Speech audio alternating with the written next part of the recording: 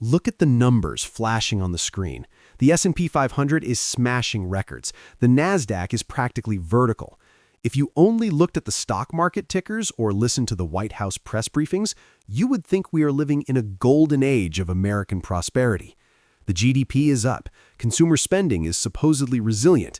The headlines are screaming that the recession is canceled and the soft landing is here. But then, look at your phone. Open LinkedIn. Scroll down for just 30 seconds. What do you see? It is a bloodbath. It is a ceaseless stream of that little green banner, open to work, open to work, open to work. You see posts from talented software engineers, marketing directors, and project managers, people with 10 years of experience begging for a referral. You see stories of people applying to 500 jobs and getting 0 interviews. You see people who used to make 6 figures now wondering if they need to drive for Uber just to keep the lights on. Does it feel like you are going crazy? Does it feel like we are living in 2 completely different timelines? Because we are. You are not imagining it. The gaslighting is real. The news tells you the economy is booming, but your gut tells you that the floor is falling out from under the middle class. And here is the brutal truth that nobody on CNBC wants to say out loud. The economy is booming because you are losing your job. The stock market is at an all-time high precisely because your job security is at an all-time low. These 2 things are not happening by coincidence. They're happening by design. There's a metric that Wall Street is obsessed with right now. They don't talk about it on the morning shows because it sounds cold. It sounds inhuman. But behind closed doors, in the boardrooms of Meta, Google, and Microsoft, this is the only number that matters. It's called revenue per head, or if you want the uglier version, efficiency per employee. For the last decade, the tech industry and the broader corporate world played a game called growth at all costs. Money was free. Interest rates were near 0. If you had a problem, you threw bodies at it. You hired 10 people to do the work of 2 just to make sure you captured the market. Hiring was a vanity metric. If you had 10,000 employees, you were a serious company.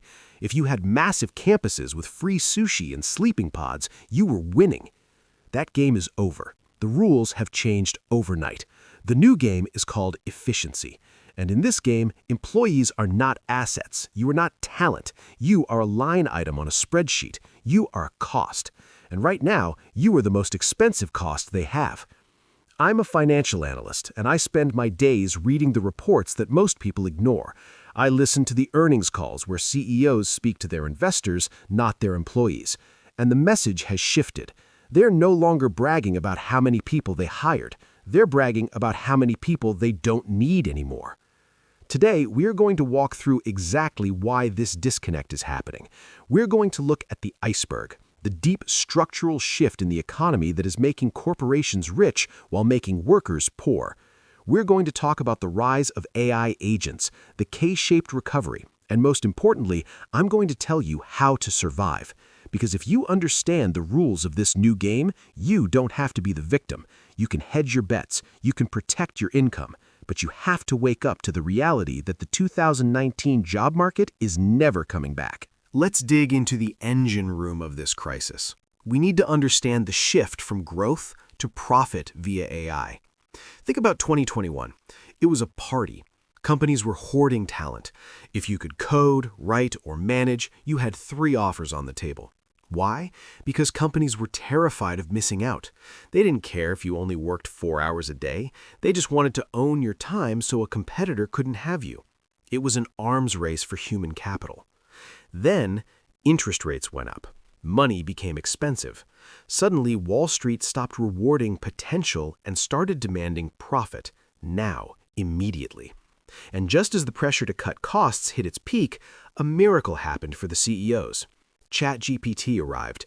Generative AI exploded onto the scene. At first, we all thought it was a cool toy. We thought it would help us write emails faster or generate funny images. But the C-suite saw something different. They saw a nuclear engine for cost cutting. They saw a way to decouple revenue from headcount. In the old world, the world we have lived in since the Industrial Revolution, if you wanted to make more cars, you needed more factory workers. If you wanted to write more code, you needed more developers. If you wanted to sell more software, you needed more salespeople. Revenue and headcount were married. They went up together. Now, look at the earnings reports from the last 2 quarters. Look at Meta. Mark Zuckerberg declared the year of efficiency.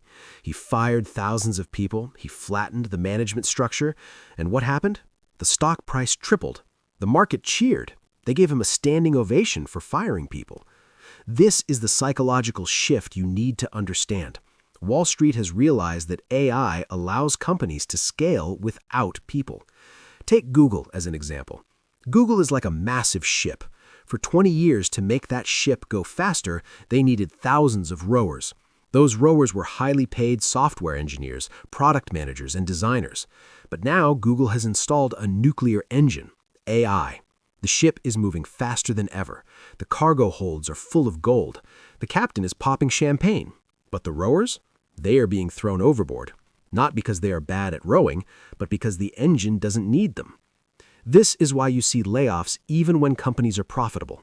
Usually, companies fire people when they are losing money. That makes sense. It's survival. But now we are seeing profitable layoffs. Microsoft makes billions in profit, yet they cut jobs. Why? Because they are reallocating that money from human salaries to AI infrastructure. They are firing you to buy NVIDIA chips. That is a hard pill to swallow. Your salary is being converted into GPU compute. And it's not just the tech giants. This philosophy is trickling down to every sector. Insurance companies, banks, marketing agencies, they are all looking at their efficiency per head and asking the same question. Can we do the same amount of work with 30% fewer people using AI?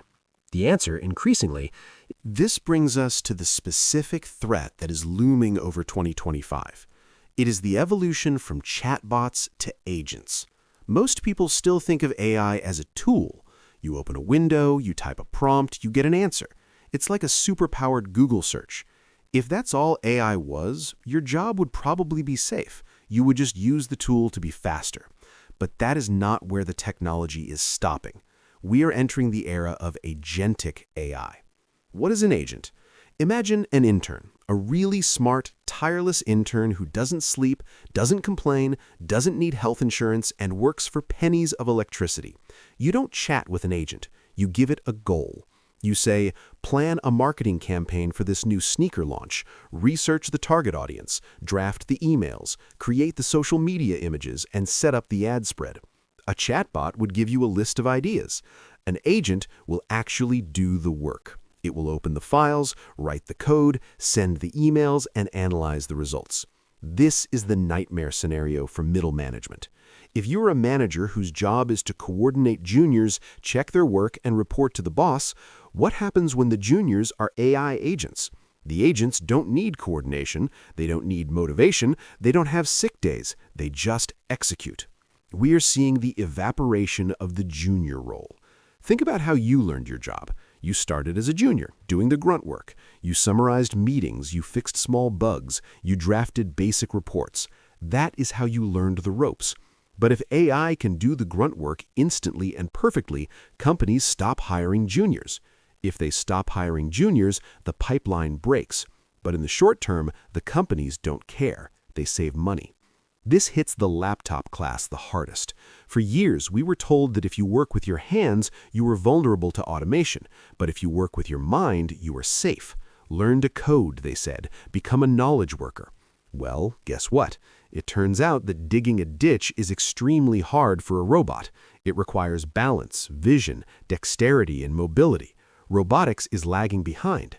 But writing a SQL query, analyzing a spreadsheet, summarizing a legal contract, that is pure information processing. That is exactly what AI thrives on. The barriers protecting the white-collar worker have dissolved. And this brings us to the deep economic paradox that explains why the stock market loves this even while you suffer. It is called the K-shaped recovery. Imagine the letter K. It starts at a central point and then splits. One arm goes up, high and to the right. The other arm goes down, straight into the dirt. The U.S. economy is a giant K. The top arm of the K represents capital. It represents people who own things. If you own stocks, if you own real estate, if you own a business, you are on the top arm. The government printed trillions of dollars during the pandemic. Where did that money go? It didn't go into wages. It went into assets. It inflated the stock market. It inflated house prices. So, if you are a major shareholder in NVIDIA or Microsoft, you are richer than you have ever been. The efficiency we talked about earlier, that flows directly into your pocket as dividends and stock buybacks. The more people the companies fire, the lower their costs, the higher their margins, and the more valuable your stock becomes. Now look at the bottom arm of the K. This is labor. This is people who work for a living, people who trade their time for money. If you are on this path, you are getting hit from both sides. First, inflation. The price of groceries, rent, and insurance has skyrocketed. The dollars you earn buy less stuff. We all feel this at the checkout counter at Walmart. You spend $100 and walk out with 2 bags of nothing. Second, wage compression. Because of the layoffs and the threat of AI, you have lost your leverage. You can't walk into your boss's office and demand a 20% raise anymore. Your boss knows there are thousands of people on LinkedIn desperate for your job.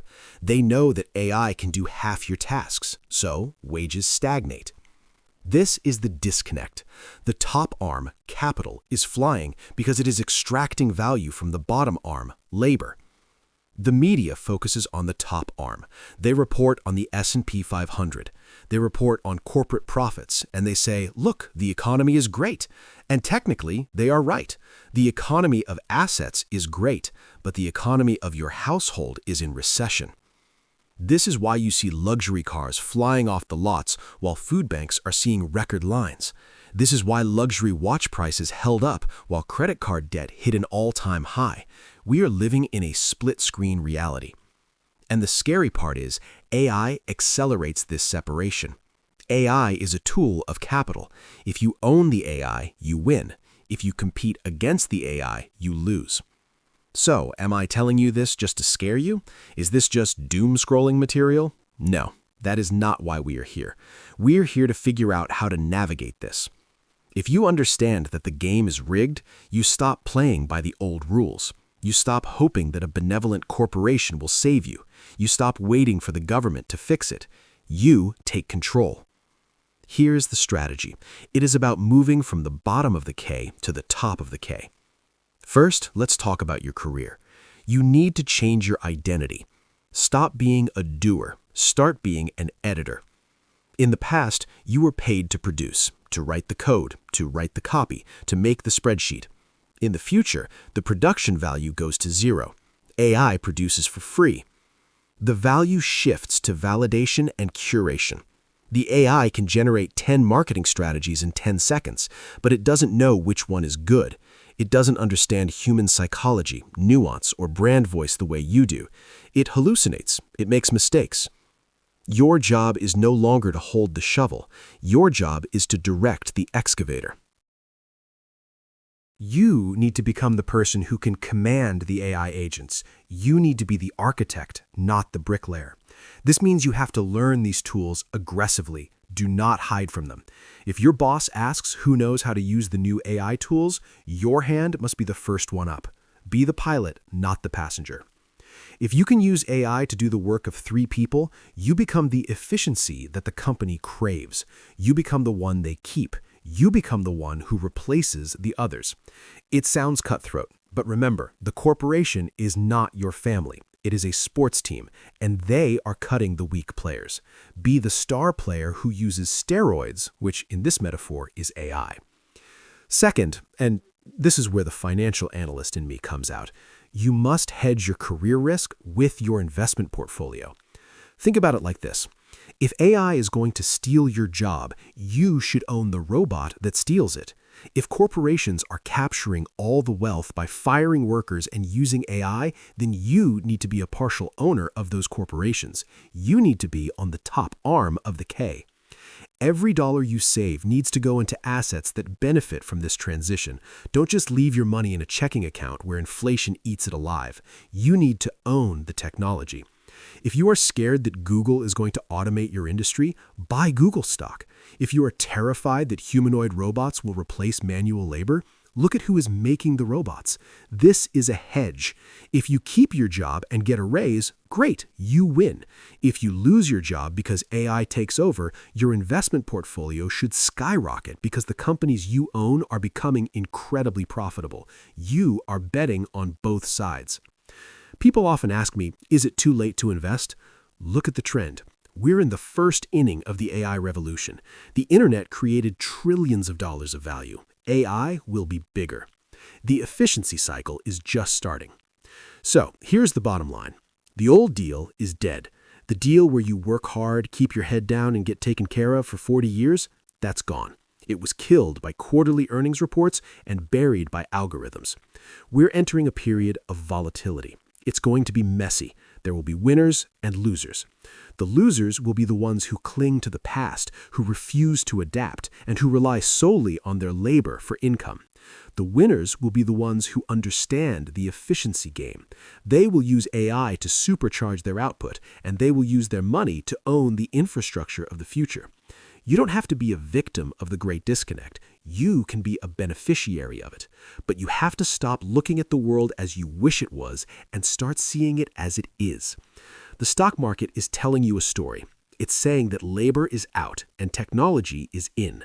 Listen to that story. Don't just watch the graphs go up and get angry. Don't just doom scroll LinkedIn and get depressed. Get smart.